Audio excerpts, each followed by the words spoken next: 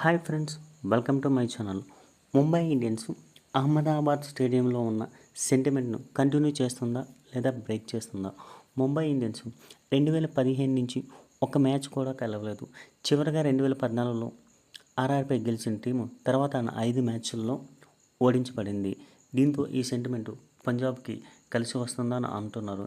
ఎందుకంటే ఈ మ్యాచ్లో కూడా మొదట టాస్ గెలిచిన జట్లు బౌలింగ్ తీసుకోవడానికి ఆసక్తి చూపించినప్పటికీ టాస్ కూడా పంజాబ్ వైపు మొగ్గు చూపింది.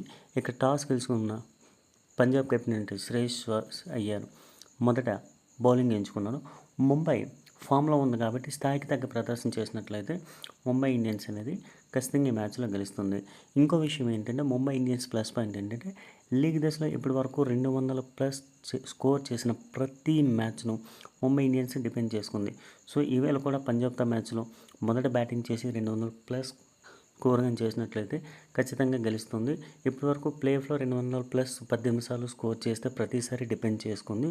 సో ప్లే ఆఫ్ మ్యాచ్లో ముంబై టాస్ ఓడిపోయి బ్యాటింగ్ ఎంచుకుంది. సో హెడ్ టు హెడ్ మ్యాచ్ల విషయానికి వస్తే పంజాబ్ మరియు ముంబై ఇండియన్స్ 33 మ్యాచ్లు జరిగినట్లయితే అందులో 17 Mumbai Indians and 16 Punjab Kings 11 గెలిచి ఉంది. కానీ గత చివరి మ్యాచ్లో ముంబై ఇండియన్స్ నిర్దేశించిన 185 పరుగుల లక్ష్యాన్ని కింగ్స్ 11 పంజాబ్ 18.3 ఓవర్లో ఛేదించింది. సో